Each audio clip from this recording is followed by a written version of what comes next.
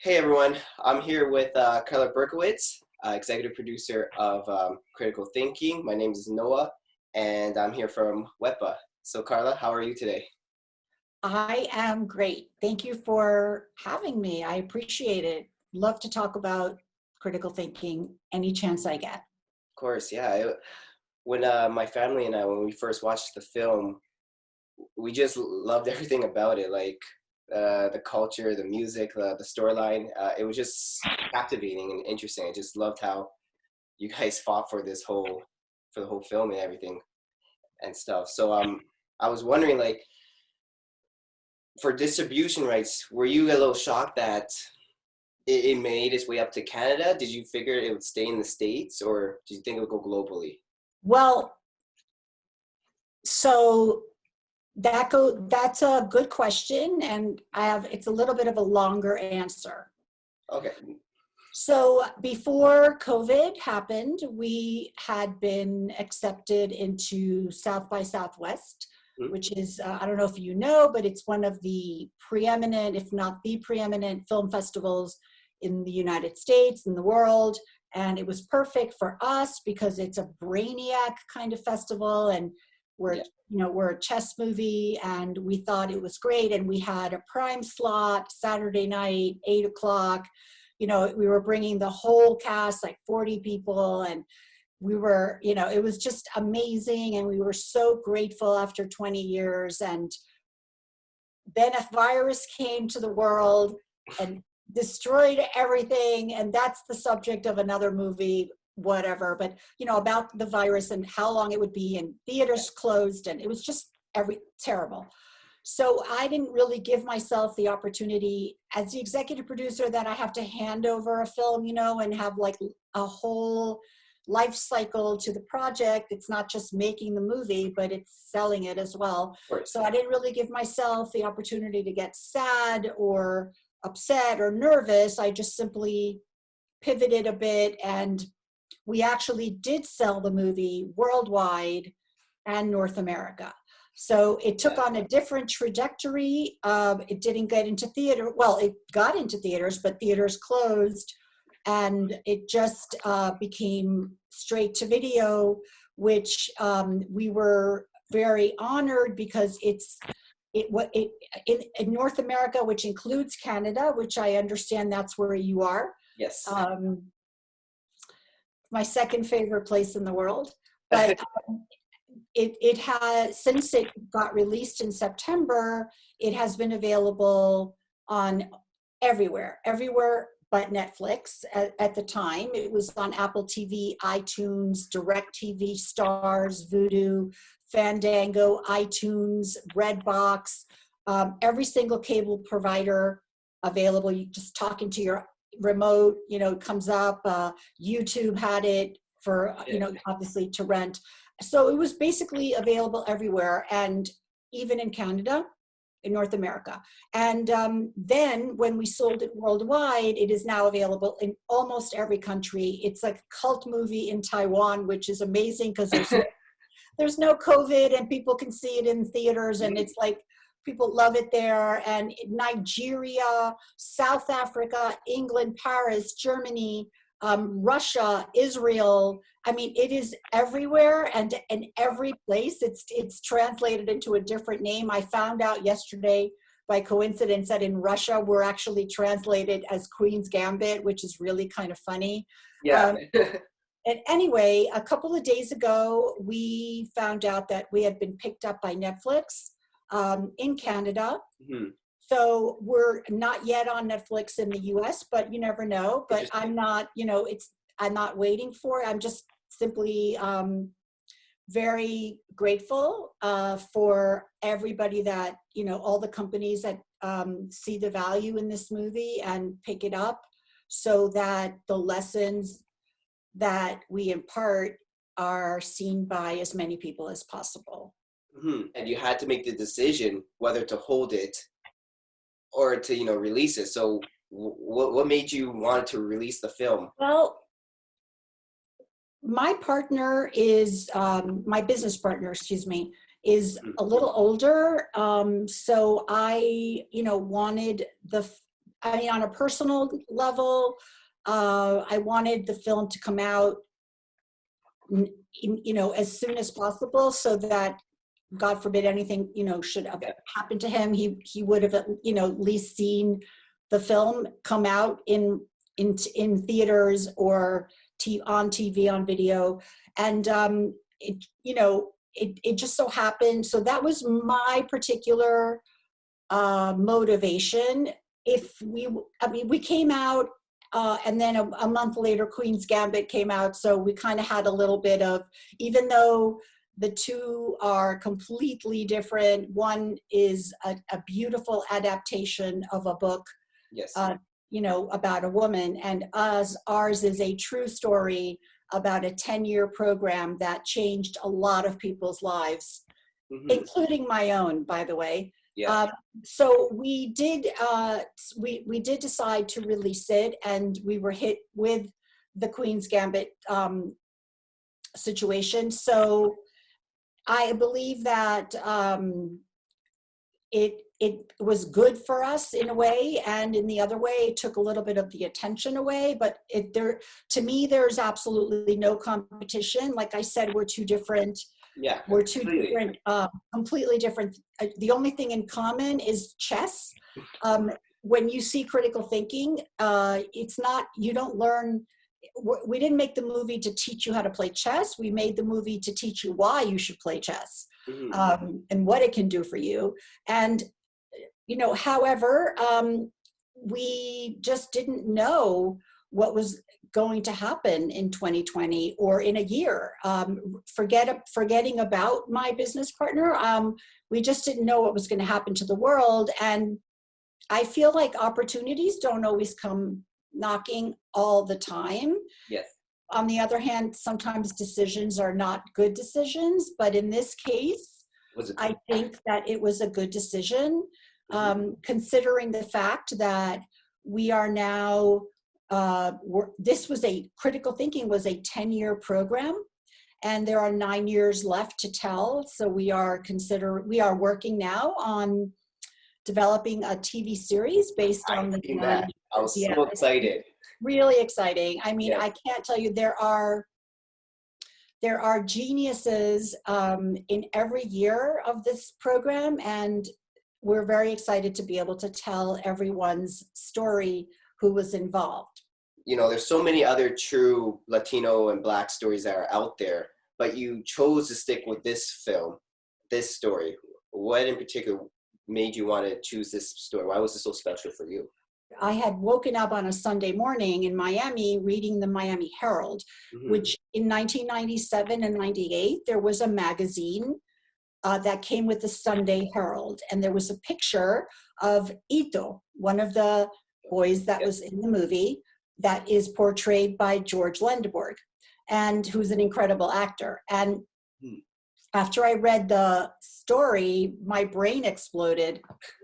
And I had a quantum shift, and I said to myself, who is playing chess these days? It's certainly not only, boys from the Northeast United States in these fancy prep schools. Nothing wrong with these schools, but it's not that anymore. Where's all this genius coming from? And we need to illuminate it and continue to illuminate it, and not just pretend that it doesn't exist.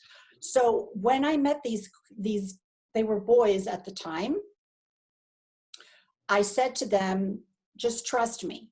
Once you say trust me to 5, 16 and 17-year-old boys who hardly spoke English, and I'm a Latina, so I'm from Venezuela, so I'm there with them, So once you say trust me and you see their eyes, there's really nothing that would have stopped me from making this film, no matter how long it took, because at that point it left me and it went into the universe, so basically they changed me. I didn't change them. They feel like they never expected when they were born to have a movie made about their lives and the coach, Mr. T. Yeah. But really, honestly, after being part of their universes and fighting for them for 20 years. I'm a different person. Like I said, my brain exploded, my head exploded. I just couldn't believe, genius is found in the strangest of places sometimes. And I think that it's important that when somebody finds this genius, that doesn't happen once and never again, that just continues to happen over and over and over again, that you illuminate, that you shine a light on who is actually doing this and why and where and how can I show the world. And that's what happened. Yeah, no, honestly, after watching the story and everything, the film, it was very inspiring to see, like you said, it's not only like, the Northeast prep boys or anything like that who are playing chess or whatever, and to see these kids, they're all playing it and they're all doing it and winning, no less, right? It's just amazing to see. And every time. Yeah, and it's not spoken much about it, like stories like that as well, right? So It's then, not. Even today, it's just not. Even today, it's not. And I'm not going to tell the world something that they don't already know, because people know.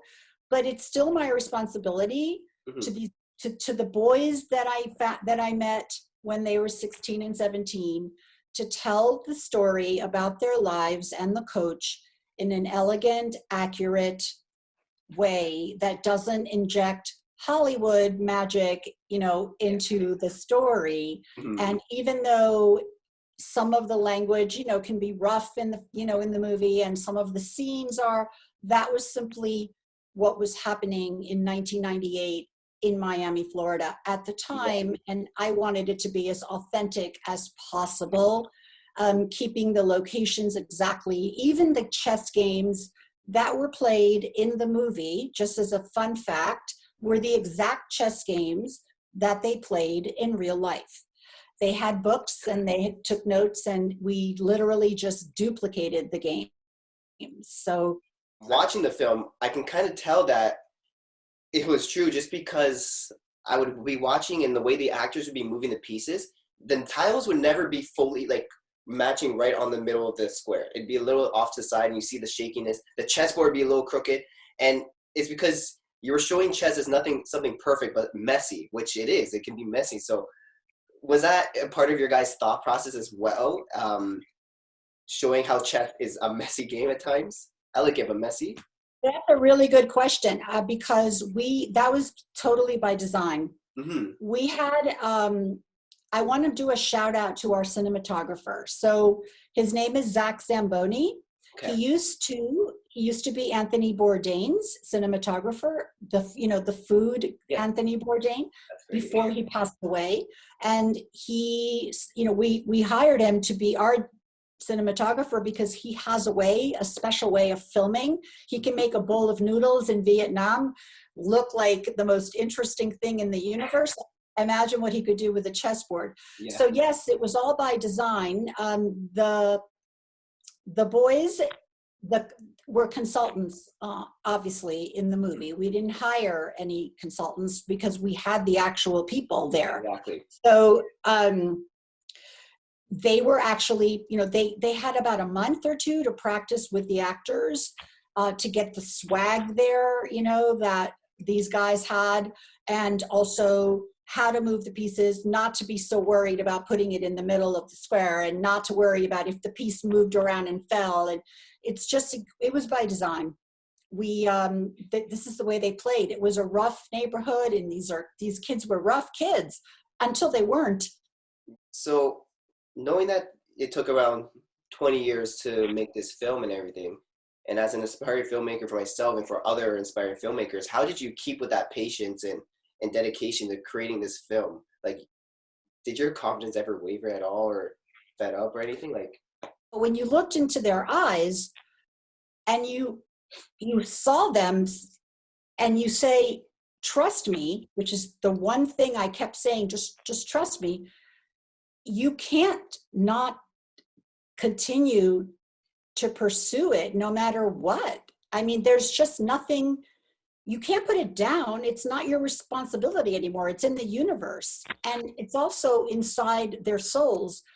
You told them something, that you were going to make a movie about not only their lives, but using their names first and last. They have families and they will have kids one day. They already do have kids, but this goes back. And so how can I possibly not do this when this is something that I looked in their eyes and told them I was going to do? And so 20 years is a long time. And there wasn't one day, not one single day in 20 years, not one single day that I didn't work on this movie. Even if there was nothing to work on, I simply made up stuff to do. Really? Whether it be take a trip to Los Angeles to meet with a possible producer or director or scriptwriter or whatever it was, it never, ever stopped. And I never had the choice for it to stop because I had promised them to, and I had asked them to please trust me. And that's all I can say about that. I mean, somebody else may have, done something else and said, look, I can't get it together. I'm so sorry, but that's not the type of person that I am in life in general, much less looking at 10 eyes staring at me, hoping that this would get done. No, that's really beautiful. Like you had like this personal obligation and connection to fulfill for these boys and everything, which, you don't see that very often in Hollywood or anything like that. So to hear someone say from their heart, needed to make this film because you made that promise or whatever. If I continue to say it, you're going to see me cry, which I don't want to do. Of course not. Yeah, because I have makeup on. No, I'm kidding. But seriously, they asked me a question when we finished filming and we were about to edit and do post-production. I had sent them a group text and said, thank you for allowing me all these years to represent you and your lives. And I hope I make you proud when this is over and you could see the finished product. And, they said, we just never understood why a woman like you would care about kids like us for so long. And I cried, my eyes out when I read that. And I honestly don't have an answer other than nobody else cared. Nobody cared. So it would have been just an article in a magazine for the rest of the world. And so I cared. And I know that there are a lot of nice and beautiful stories and ideas that are circling the world. Not every story, even though it's beautiful, needs to get told. Not every story does. Yes. Some stories do, and this story needed to get told, my opinion. And I told it. Yeah. Again, you don't hear this too often. So this is really nice to hear because thank you. These are the types of stories that I want to get into as well, showing other people's stories and everything. And specifically within my culture, I'm half Black, half Latino. So I want to show like how you. That's awesome. Thank you. Yeah. And I wanted to show like how you showed it too, because, it's one thing to be in a newspaper article, which is still amazing. But when you're made into a film, you're always there. You're there forever. Everyone forever. Film, right. And we went through a lot of different characters in and out of the process, whether it would be writing the script or possible directors, possible actors, just everything that you have to go through, which usually doesn't take 20 years, but it did for us. But I believe that, because everybody asks me, why do you think it took so long and what happened? And I feel that it was like marinating, it's a Latin thing, it's like marinating and marinating. And then John Leguizamo came into the picture 17 years after we started. Okay, yeah. For some strange reason, 17 years sounds a lot longer than 20 years. I don't know exactly why, but to me, I feel like 17 years, that's ridiculous. But 7, it just looks bigger. it just looks bigger. So anyway, when John came in, it hit me. I know why it took this long, because there could be no one else that could have told this story, directed and starred in it the way that he did. He had just finished his Broadway show, The Run, before it was filmed for Netflix, called Latin History for Morons. Love that. Watched it like 3 times. Yep. Yeah, me too. I went up to New York like 3 times to see it. And he wanted to continue to play a teacher. Obviously, that was what the mode he was in. And this was perfect because it helped him. Like he claims that the way he says it, it was like his antidote to all of the people that claimed throughout his life that Latin and Black actors and people were either less intelligent or less fortunate or less you fill in the blank, less something. And this film showed that these boys from the ghettoest of ghettos, I mean, I'm telling you, this school was in the ghetto inside the ghetto. Oh my God. Went from that to where they are today. And this is why I believe, it took that long. Sometimes you just don't know the answer right away, and then it comes to you. John Leguizamo was almost like a missing piece in order to complete Exactly. the film, right? Exactly. That's what I feel. I think he feels the same. I know he feels the same. I feel that it wasn't technical difficulties. It wasn't lack of funding. It wasn't a lack of a story. It wasn't lack of locations. It wasn't lack of an executive producer. It wasn't lack of anything. What it was lacking was, it wasn't actually lacking anything. What it was waiting for was for John to finish his landmark project, which, other than Critical Thinking, is Latin History for Morons, which allowed him to just literally just step right into the same role as a teacher and continue his brilliance as a teacher in the movie. And so that is why you have to just keep on keeping on until you figure out like why it takes a long time to make perfection. Exactly. And since you care so much about the film, and then you got John, who probably equally cared as much or something like that, it just fit and it was just perfect. You guys had, the producer and the director both caring at the same time about this special story, which I loved, right? And we're both Latin. Yes. He's Colombian. I'm Venezuelan. The man who wrote the script, Dido Montiel, he's Puerto Rican. All of the actors, sorry, not all of the actors, like 3 of the 5 actors are Dominican, grew up in Miami, went to one of the schools that we filmed in. Really?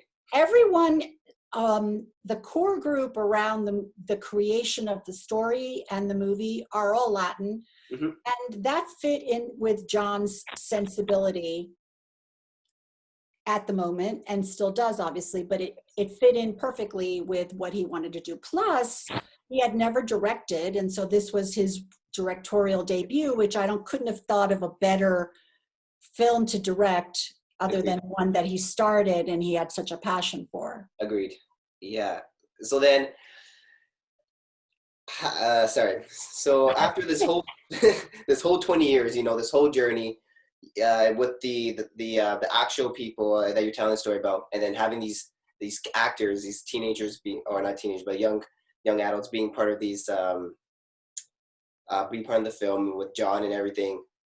When that final "that's a wrap" occurred, what was going through everyone's minds and emotions and everything after that? Like, how was that final? The set was different than most other movie sets. It was very free and very open to other people's, opinions. And John was very generous in letting people give their opinions on how they would say the line, or, you know, how they would act. And because we had the 5 guys there, plus the coach, Mr. T, as they called him, Yeah. we were able to not have to, we were able to allow this freedom, but not deviate from the actual truth. So people ask me all the time, well, there's bad words in the film, and can my kids see it? And I'm like, do your kids go to school? Yeah. Because if they go to school, there are no bad words, because this is not ballet class on the Upper East Side of New York. This is 1998 Miami, and we were accurate, including the language and what happened in the film. So it was emotional because we really recreated, especially the classroom scene. Another fun fact, if you watch the movie again and you watch the classroom scenes, there are pictures that are tacked on the walls. And those are these original pictures of the real boys in the real classroom. So we did a lot of like little moments there where nobody really knows. Now I guess they will, because I told you, but yeah. So it was very emotional for everybody. Yeah. But it was just the beginning. The emotions came when COVID happened. Yes. They came to a surface, because then we had to really figure out how not to have wasted not just 20 years, but this magnificent movie that we were the custodians of, this beautiful, beautiful film. We were the custodians of it, and now what? So the emotions also reignited when South by Southwest was canceled and the world was eaten by a virus. Unfortunate, but even though the festival got canceled and everything, I still think the film still had that critical impact. It impacted the world, I believe. So without the festival. Thank you. Right? Just, you know, being on all these all-night streamers and everything, you still got to show the message, show these kids stories without this festival. Thank you. So I think, yeah. We actually, oh, sorry. Oh, sorry. I was gonna say the festival would have been nice, but I still think you've accomplished what you set out, you and then the whole crew and everything. Thank you. You know, interesting what you said. I manage all the social media myself, even though we're, you know, a big movie. I guess because I don't trust anybody to speak in my tone and on behalf of the movie the way that I do. So it's unsustainable right now, but I try my best. And I've gotten messages from, you know, random people that do not know each other, obviously, and they all say the same thing. What do you need a tin statue for? What do you need this for? When you've changed the world, you've changed my life. You know, we see ourselves. We're not from Miami, but we're from Chicago. We're from Taiwan. We're from Germany. We're from, you know, any of the places that I've mentioned. Canada, exactly. And we see ourselves where we never did see ourselves when we were in school. And this gives us a lot of validation, even though it was, you know, it's later after it happened. And so that makes a big impact on me and on the people that made the film, on the boys, because if you could change one life, you can change a universe, you know. And I feel that COVID, even with COVID, we still managed to change a lot of people's lives and take the sadness out of what they experienced and turn it into a badge of honor. So where do you go from here? You know, having told stories about POC kids from the ghetto, do you continue producing stories such as these, or do you start shifting and finding something else to do? The natural extension is to tell the other 9 years. Yes, the TV series which I excited. That is what I'm working feverishly on now. We're not sure about the actual format, whether it's 9 years, 9 seasons, 9 episodes, we're not sure. But you know, that's what I'm doing because I have a promise I made to myself to make sure that every boy and girl that went through this program has, you know, their story is told, because the genius and beauty didn't stop in 1998. Of course. It kept going. So Yeah. that's what I'm doing. And yes, the answer to your question is I have zero interest in stories that have zero impact. And the only stories that I like are ones that are true and can change the world.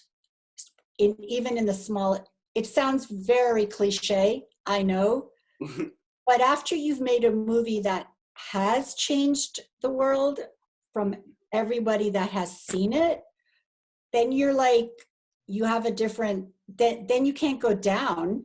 Yeah. You have to just go up or keep going, because you can't now suddenly do something that has no, that maybe looks pretty, but has no meaning, deeper meaning. So that's just me. You have an audio engineer background, right? So when sorry. No, go ahead. Okay. So when critical thinking was in post, then were you heavily involved with the sound design or the composing or selection of music as well? Were you there? Because I think you were there. You I wish. no, so basically, I'm not an audio engineer by, from college. When I was 48, which was a long time ago because I'm 60. No way. Wait. You look really good for 60. I'm just telling you that right now. Thank you, but I am 60 no matter what. Anyway, when I was 48, I've always been very interested in music, not just listening to it, but understanding why it makes me feel a certain way, different songs and stuff like that. And I also am a big Mozart lover. I mean, I just dug deep into Mozart and Bach. And I wanted to understand how, for example, like a Kanye West or whatever, was able to manipulate sound. And why is it that the ear, hears differently, different sounds, and why certain chords make you feel a certain way. Any musician knows that certain chords make you feel either sad or happy or whatever, but I wanted to understand how it is that on a computer, you can make these things happen. And not only understand it, I wanted to learn how to do it. So I went back to school to become an engineer. And, the students were 20 years old, 25 right out of college or instead of college, whatever. And it was interesting. What can I say? But, I have my degree, and I feel like I actually have a tattoo on my foot, which I will not show you today, but it's a physics equation it's called the phase shift equation, actually, and it's how to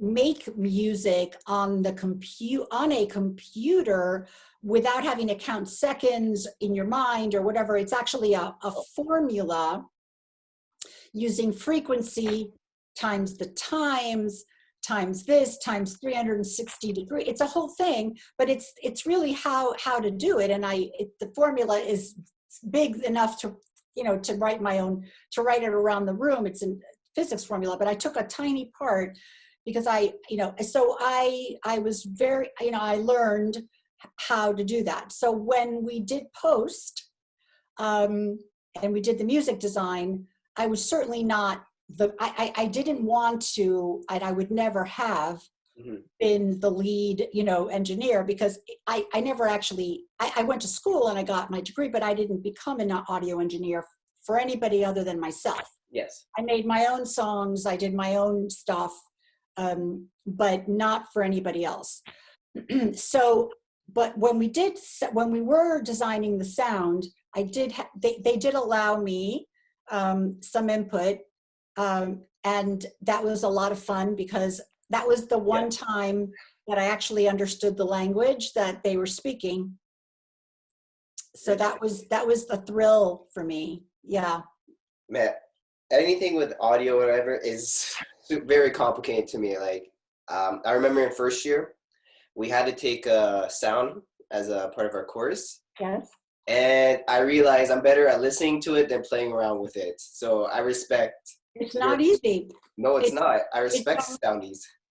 I mean, it's easy. It's easier just to play an instrument and get recorded, but the recording engineers, it's a lot of physics, a lot of math, and also a lot of intuition.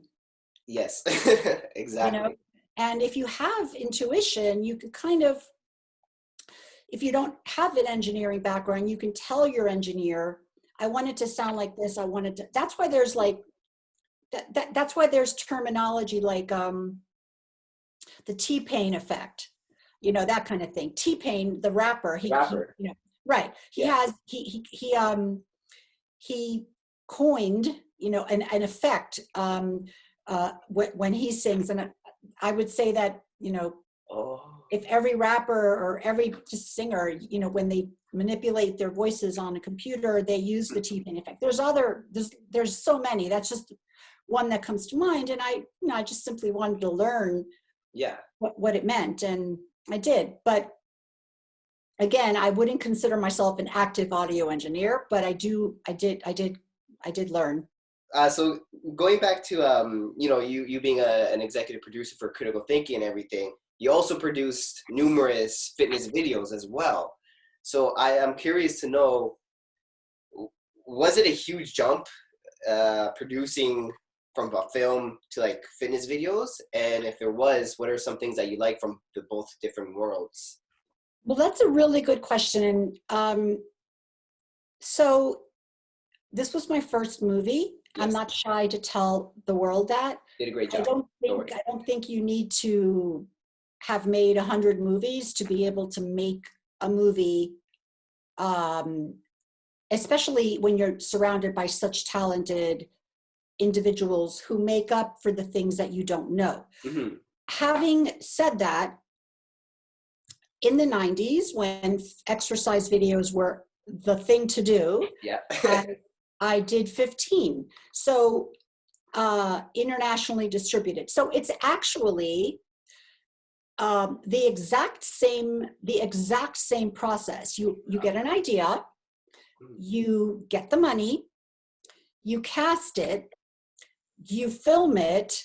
I'm sorry, you cast it, you write a script, you film it, you edit it, and then you have it in your hand. Yeah. Then what?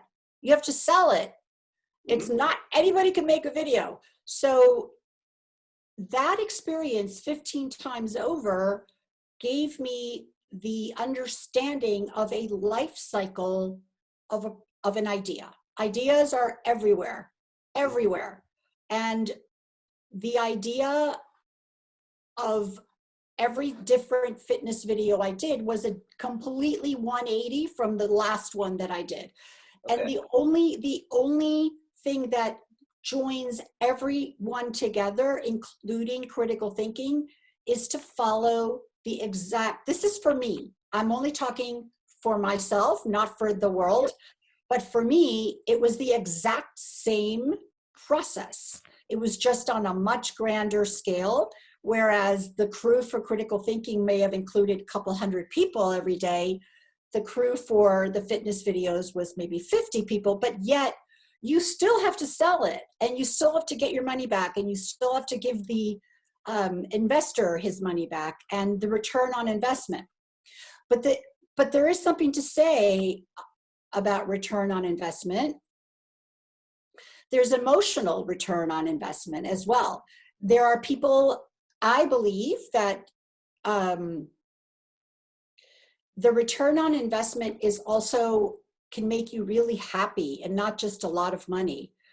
If you are so committed to a particular idea, in my case, video collaboration with someone or critical thinking, sometimes just getting it done and selling it is so grand and so magical that the return on investment can be emotional as well. And there you can, it's almost like emotional, instead of your IQ, it's an EQ, you know, your emotional quotient. I believe it's very important to love every product that you're doing and every project that you're doing, even if it's a small fitness video or a movie. And if you don't have fun and you don't enjoy it and you don't get an emotional return, then you're not doing it right, or you shouldn't be doing it.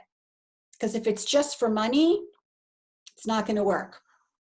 That's my opinion. I'm not claiming that anybody else feels that way, but that's just the way, that's how I have managed to get everything done and out there. Yeah, of course. Having passion involved in your works or whatever, it makes it better and stuff like that. Like, right. It's not just a job. Exactly. If you don't have the passion, then it's just a job. Right. Right. Without that passion, it's just a job then. Right. When it comes to filmmaking, either fitness, like you said, fitness or critical thinking, is something you need more. You need something more than just it being a job, but passion in it, which I totally 100% agreed with it, right? And then so moving on then, you created your own yoga athletic brand as well then. Did it stem from producing these fitness videos then? Or were you just always in love with it? What happened was I was always into Eastern fitness, whether it was karate, martial arts. I used to do Kung Fu, Shaolin Kung Fu. I did it for 11 years. Yeah. Another shout out to Riza, who also practices Shaolin Kempo. Like I practice, I don't want to say he practices Shaolin Kempo like me. I practice Shaolin Kempo like him. He doesn't know this, but he was a big influence for me my whole time practicing martial arts. I just want to say, I loved how you shout out Riza, because I was just about to say shout out to Wu-Tang. So I'm getting there. So shout out to Riza for the Shaolin. Yeah. But also shout out to Riza for Wu Chess, because Wu-Tang has an extension called Wu Chess, and Wu-Tang basically for the last, I would say 25 years, maybe more, has been giving back to the New York public school system with chess in the schools. Yes. And so that was another big, huge influence when I was trying to keep my head up for 20 years, you know? Yes. What happened is, after I finished my martial arts training, and you never finish, but something happened with the studio I was practicing and it closed. So I had to find something else Eastern, because I really wasn't into like weightlifting or jogging or anything like that. So I found yoga, and I practiced. It's almost 20 years now that I've been practicing, and I used to own a studio, and I was actually one of the first people that would practice and teach yoga to hip hop and stuff. I read about that. Yeah, I thought that was great. People would be like, what, at the first couple classes, they're like, what is this? And then they were like, no more yoga music for us, you know? And I'm like, agreed, you know? So actually hip hop, the beats per minute mimic your heartbeat. Whereas the yoga music that you hear is very slow and incredibly, you know, beautiful, but sometimes it can yield clock watching in class out by the students and a little boredom. So I mixed it up a bit, not for my students, but for me. And then it caught on. But anyway, I realized after practicing for a long time, in about 3 years ago, I realized that I was having trouble balancing in poses that were either easy or hard, because I was trying too hard. I was using brute force to try to look good for like an Instagram picture and I was working against gravity, which you can't, as you know, work against gravity. So I invented a line of yoga wear, which is patented, called Perfect Balance World. And what it is I built the balance into the clothing. And I put landmarks on wherever your feet, hands, knees, or any other part of your body land, whether it's under your arms or in between, like on your inner thighs, the bottoms of your feet, your hands with the clothing. So you never fall out of a yoga pose ever again, because you literally land on something you can feel. So you develop muscle memory. It doesn't actually, you don't stick to it like crazy glue, but it does give you a sense of I'm there. So you literally use gravity to your advantage because you're centered. Yeah. And it took off. That's a very interesting technology though. Like, no way. Yeah, it I took have, off. The problem is that, well, there's no problem. The thing is that when it took off is when we greenlit critical thinking. So I kind of put that aside for a while of course, yeah. until critical thinking was over and post and all that and released. So I'm kind of working a little bit on that now. Yeah. Again, but yeah, so that's basically what Perfect Balance World is all about. I like how you developed this whole technology and everything. Because I myself have I've had troubles with doing some of these yoga poses, and to have something to help you hold that pose, it really does. Yeah, it's sometimes the best products are something that solves a problem. And I'm not talking about a manufactured problem so that you can manufacture a solution. Yes. No, I'm talking about a real life problem that you have managed to have a solution for. And I did it for myself. And then I realized, oh my goodness, I think I'm onto something. And created a line of clothing and trademarked a 30-minute routine using all the clothing and all the poses, and you never fall out of a yoga pose ever again. Yeah, I just want to say thank you for being on Wehpa with us and agreeing to do this interview with us. It's such a dream come true, basically, just to have you on here and everything. My pleasure. I'm just happy that Netflix Canada finally picked us up, and everybody that has Netflix in Canada can watch the movie finally. Yeah. I agree. So I'm just gonna say, everyone out there watching, this is Carla Berkowitz interviewing with Wehpa. If you have any last words you want to say, Carla. Thank you for being so sensitive at such a young age to and asking really important questions, which I've not been asked by, some of the questions I have not been asked by other more seasoned interviewers. And I appreciate the fact that you appreciate how this movie has a higher and better use than just eyeballs on a screen, that it has the ability to change and fix things and make people's lives a little bit easier that don't have it so easy. They can see what can happen. Yeah. Again, thank you so much. I really appreciate this so much.